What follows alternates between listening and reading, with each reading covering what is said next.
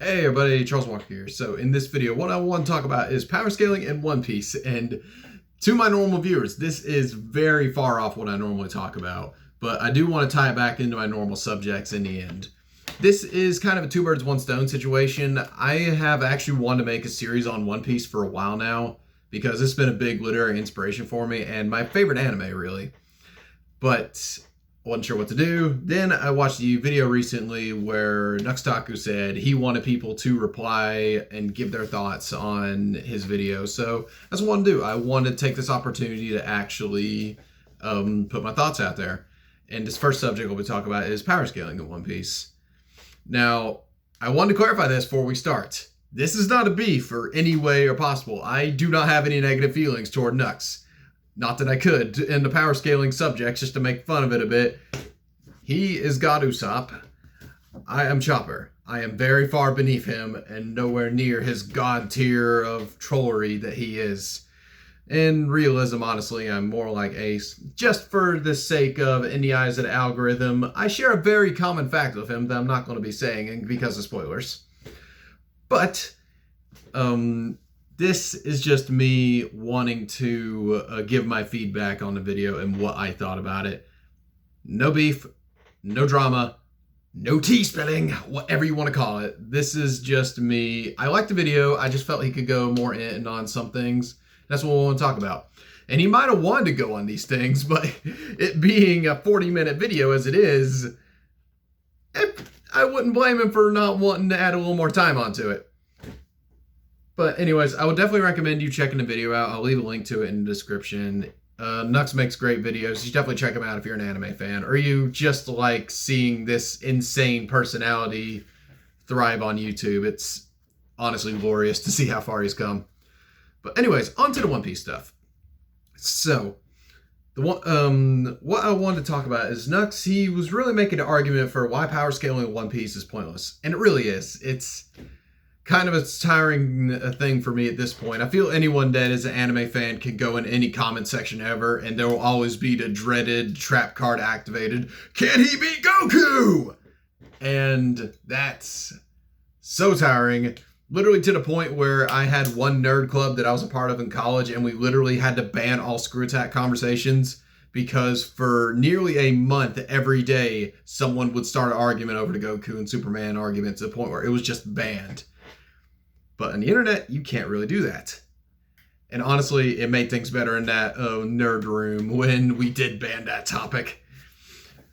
Now, I wanted to talk about what I think on the whole ordeal, where he made some really good points to it in his video, where there isn't really a defined way of doing it. The closest they really have is the bounty system.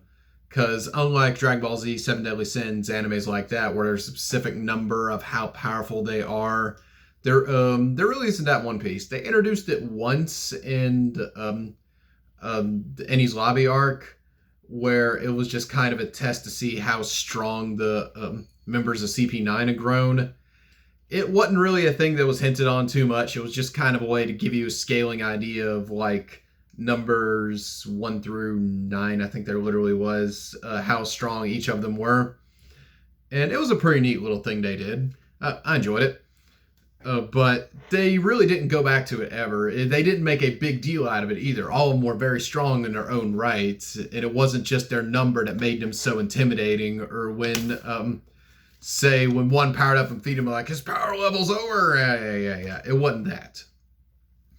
But there's one thing in particular that always interests me about One Piece fights that I really enjoyed about it that I feel like he didn't really go into. And he kind of made a comment at one point where he said he feels like the fights in One Piece aren't as intricate as anime, say, Hunter x Hunter.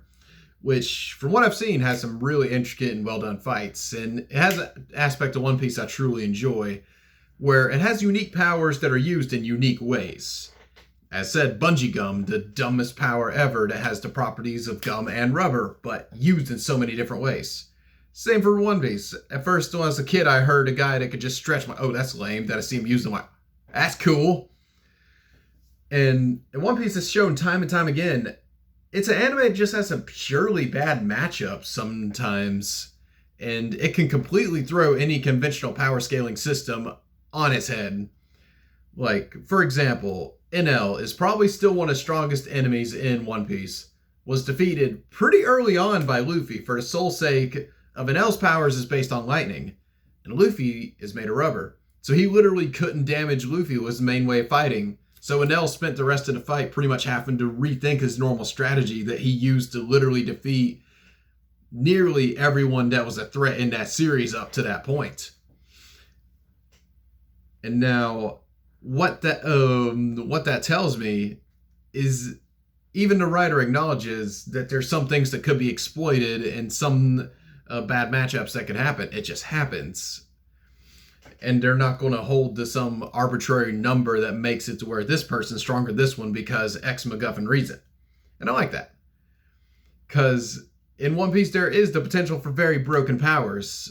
Because the entire Logia concept is a very broken power in a lot of circumstances, but in some ways it isn't. Because it's even been mentioned multiple times in the series that some Logia users will overuse their power and not train any other aspect of themselves. And that I thought was a really interesting idea because when first Logi's introduced, they are insane. Like Smoker himself defeated the entire crew just because no one can touch him. And it even frightened him when someone was able to touch him. But it was shown later in the series how he could be defeated. And Crocodile was in the same case. Because Crocodile himself, one of the strongest characters up to that point, was found out his weakness was something as simple and common as water. So in a lot of cases, Crocodile could be incredibly dangerous, like where he was in a desert. But you took Crocodile and put him in another setting, say he fought a bunch of fishermen, he is instantly knocked down a ton of pegs. And I feel like there's plenty of fights where this can be the case, where it's just purely bad matchups, or some things that a character has that simply make them have an advantage over other people. Like Magellan, for example, someone who literally had the power to shoot poison freaking everywhere. But Mr. 3, one of the weakest people in the series, arguably, up to that point, at least in the group they were in, was able to stop him just with the fact he can make a wax wall that the poison couldn't eat through. And that pretty much changed the entire course of how that battle dynamic was going just in that one moment. Up to that point, literally everyone was running terrified of him. Another thing, Buggy versus Zoro or Buggy versus Mihawk, primary sword users versus someone who cannot be cut. And that was a pretty insane idea to me that either of them could be defeated by someone like Buggy, but hey, Buggy's good old fake it till you make it deal.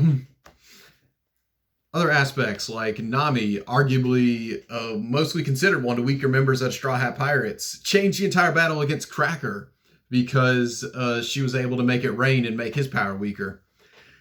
And also something about Nami no one ever talks about.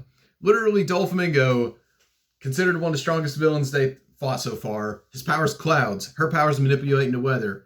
She could have turned that entire tide. I even theorized she could have destroyed the birdcage just using her weather manipulation powers, but she wasn't there to do it.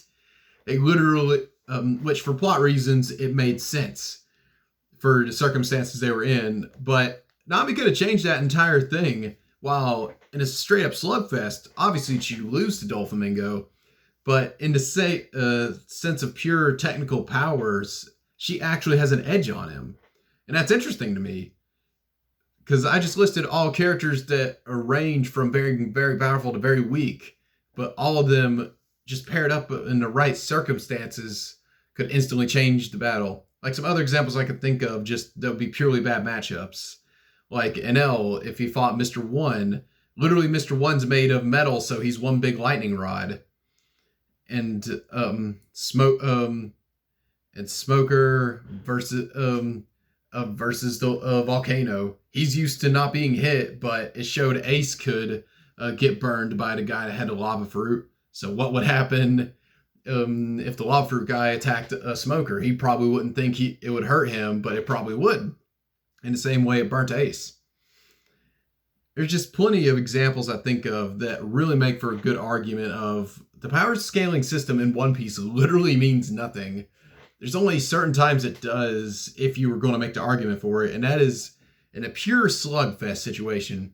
But rarely in One Piece is there not some crazy factor that could change a completely a battle. I can't believe I just said that like that. I was doing good up to this point. So that is the point I wanted to make, is there's even more reasons to argue that the power scaling in One Piece is pointless. Because if you just simply take someone again, like Magellan versus Mr. One, could he technically poison Mr. One since he's completely made out of metal? Or could he poison a Logia fruit member? These are things that keep me up at night, honestly. Because Magellan was freaking scary. And that is about it. So I just know that was an argument that still made a lot to how broken Logia fruit users are. But they kind of aren't in a lot of ways.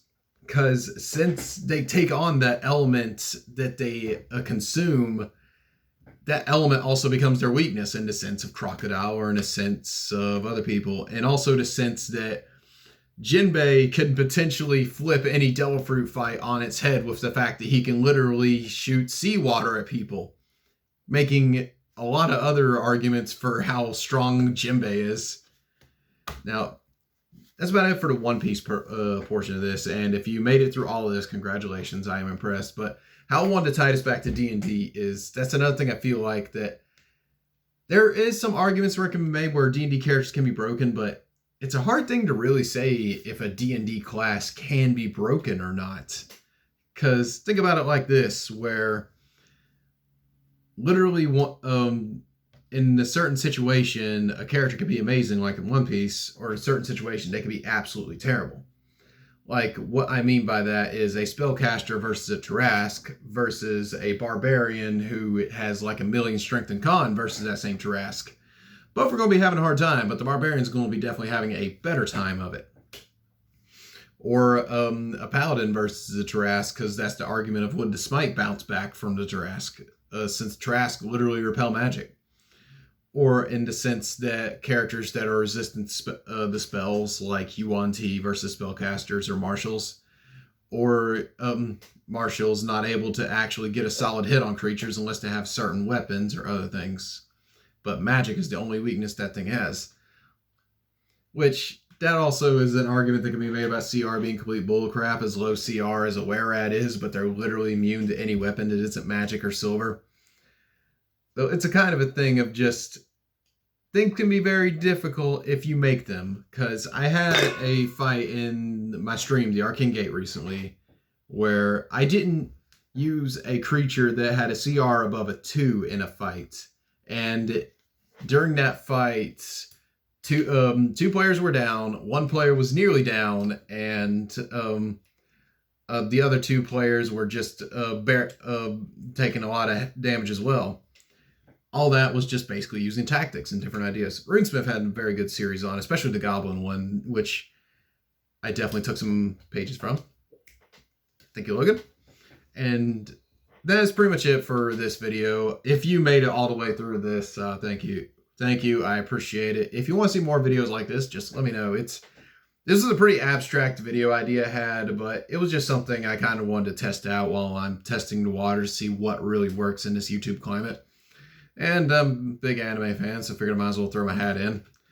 And at the least, Nux, I hope you see this video and hope you enjoyed it at least. And I really did enjoy the video. That's just some thoughts I had on the video that I kind of wish you went more on. Because I actually found your video, your channel through your One Piece series, and I love your analysis on characters like that. You do a really good job of it. So, thank you. I enjoy your content, and yeah. I hope everyone enjoyed this video. Remember to like, comment, subscribe, and I will see you in the next video. Bye.